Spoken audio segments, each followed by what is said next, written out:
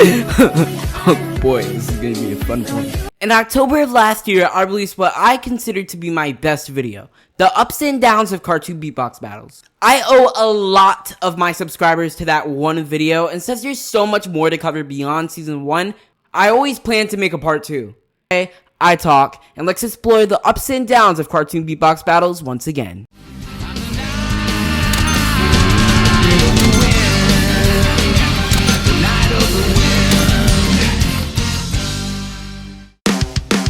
Jado goes in D tier while Vegeta goes in B. Why does Verbalace hate SpongeBob so much? Damn. Honestly, I haven't watched the Madagascar movies in a while. I for sure gotta do that soon, so I can't speak on how accurate Skipper's portrayal is.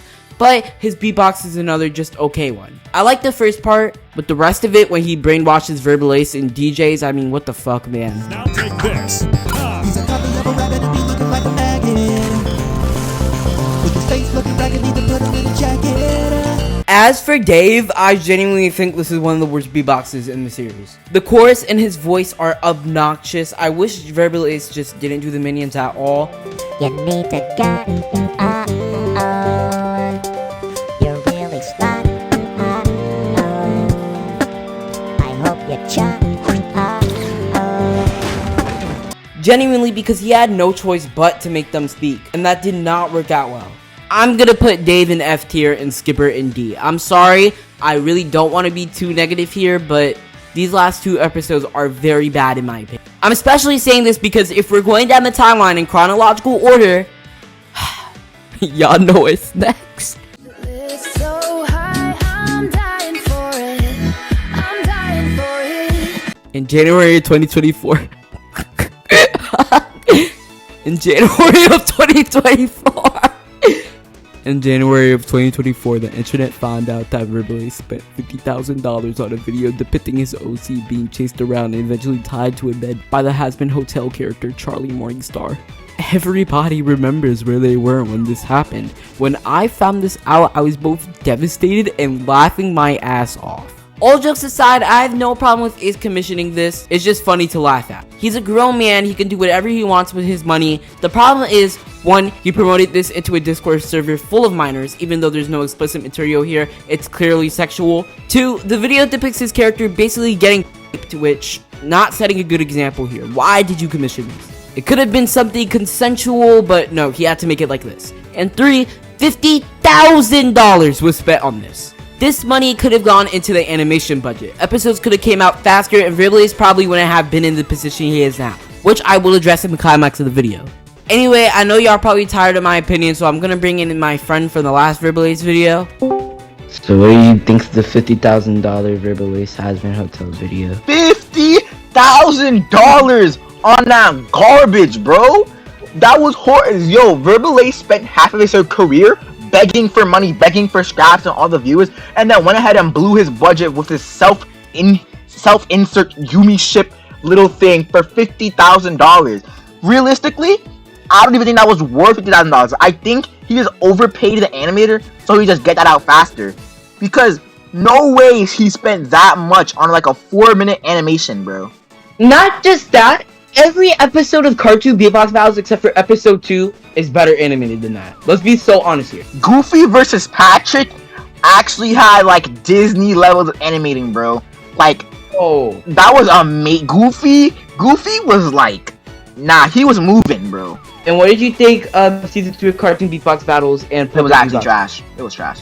Okay, because you know we watched it together. I didn't want to go through hell alone. We watched it together. Nah, Tail. Like, why do they split a rap? Let's not get ahead of ourselves here.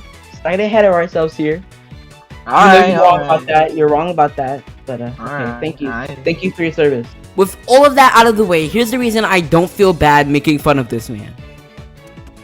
If you don't feel like reading all of this, basically he said some not so nice things about the LGBTQ community, mainly transgenders. Despite him saying he doesn't have a problem with it as long as you don't impose it on him, these comments are undeniably harmful to people who are trans, to people that are gay. Like, these comments are inherently fucked up. He did put out a video addressing this, and I'm gonna let him speak for himself so you can make your own opinion. I'm gonna speed it up though. First off, I want to express my sincere gratitude and appreciation to you guys for still supporting me. And second off, I want to sincerely apologize for my statements made online about my opinions with some of the stuff going on out there. But I realized my opinions was based on a broad perspective because I've been watching other YouTube channels, talk about stuff going on in Hollywood, and that kind of influenced my own state of mind when I started making these comments out there. So I'm like, wait, I'm a Buddhist. I believe everybody should be at peace with each other. Instead of focusing on our similarities, I was focusing more on our differences, which caused me to make those statements out there. And I am sincerely sorry for that, because that is not how I should be behaving as a person. We're all here for a reason. I myself was bullied in high school just for being myself. I was a nerd, a geeky kid. I didn't walk, talk, and act like all the other kids, and I got bullied and picked on for that. And it's kind of weird that I didn't find the similarity in what other people out there may be going through just because you're not acting how somebody else thinks you should act, because I went through that. But I got influenced through, social media, articles, and different videos out there instead of thinking with my own authentic mind. And I really do apologize for that, because I'm not that kind of person. I've never been that person in my past videos on YouTube and everything like that. So, but I am a human being. Just because I'm an influencer doesn't mean I'm not going to make mistakes. But I am taking this whole experience to learn from it and grow from it. I'm not going to take it as somebody going to be defeated. Like, why would you let an experience defeat you? You should let it make you grow as a person. And that's what I'm going to do. From now on, instead of focusing on our natural differences, I'm going to focus on our similarities. That's what I'm going to focus on from now on. Okay, so puppet beatbox battles. The reason why I'm covering this is because it is basically cartoon beatbox battles. He just used puppets instead to save on animation. When I watched this battle yesterday, I absolutely hated it, but then watching it again so I can write this segment, it's low-key kind of good. Yes, this is the best battle of the video so far, which surprises me too. First of all, the puppets in this episode are so well made. I especially like Chucky's design with all the fur. Whoever made these are very talented. The Riverlace puppet too. I haven't spoken about FNAF a lot on the channel, but I do love Freddy's a lot. The first 6 games at least, and it was fun catching the references here. Supposed to be a bear, but you look like a mummy. Walking around with a kid stuck in your tummy. I do think Chucky won, but Freddy didn't do half bad. I just like Chucky's chorus and voice more. If you're looking for fun and thrills, we got it at Chuck E. Cheese. But if Freddy's just trying to kill, I'll put Chucky in A and Freddy in B. But admittedly, if this was season 1, I would probably move them both down to 1. Okay, let's get back to CBB. This one is the best one of the video, 1000%. For some reason, Ace uploaded these separately and both videos start in the puppet world before becoming animated. So, I mean, you could tell the budget was low at this point, but I do like the different animation a ton, actually. I mentioned my love for Sonic earlier. Y'all know how much I love Mario, and both of them did very well. As soon as Luigi's verse starts, this man is spitting.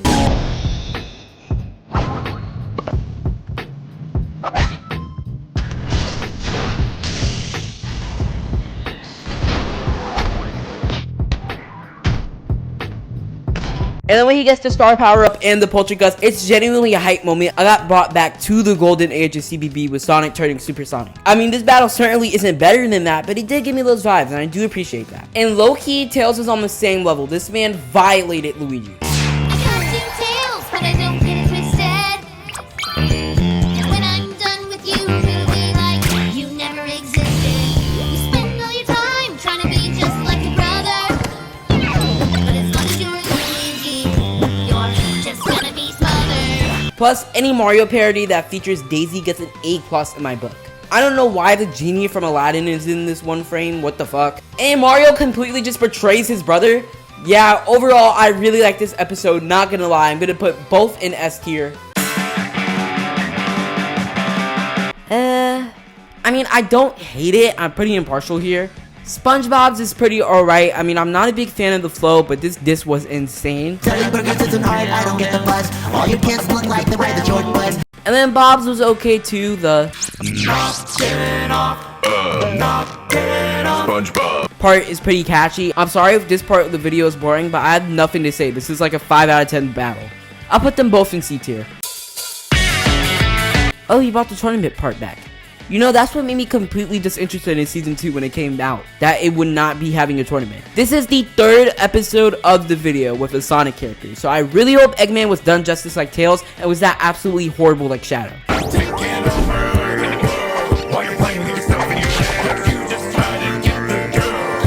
Oh no. First off, what does Bowser mean by this?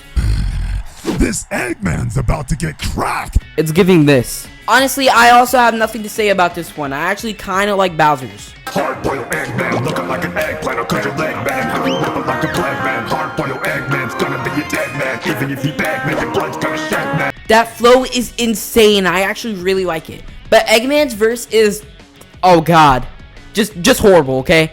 I also really dislike his puppet. I don't know why it's modeled after the movie. What is Ace's obsession with this? First Vegeta versus Shadow, then Luigi versus Tails, and now Bowser versus Eggman. Also, around this time, Fairblades uploaded AR-R2-D2 versus Wally. I'm dead ass. Eggman goes in D and Bowser goes in B. Wait, I thought we were done with the puppets. No. Wait. Honestly, I really don't like their voices. Usually the impressions are good, but it feels too toned down.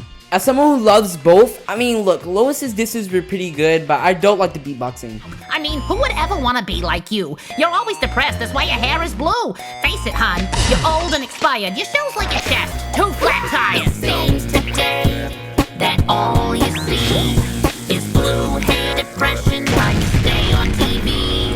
And I genuinely hate the chorus of Marge's, but the disses are genuinely insane. She did not have to dig in like this. We all know that you want to oink your dog. Really gross, but normally called dog. Yeah, love is blind, but you call that a man?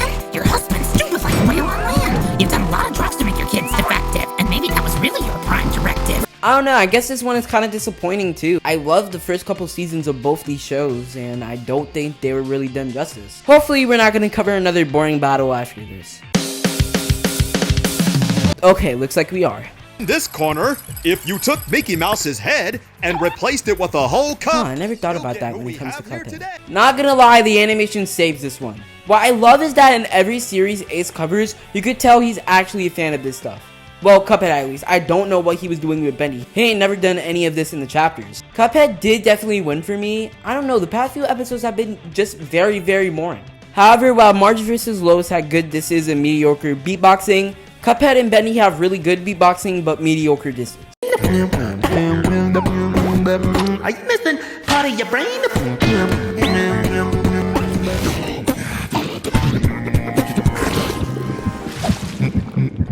I just think both of these battles could have been way better. The same way Mugman and Chalice cameoed in Cuphead, maybe Boris and Angel could have assisted Bendy instead of him turning into all these different franchises. I don't know, I put both of them in C.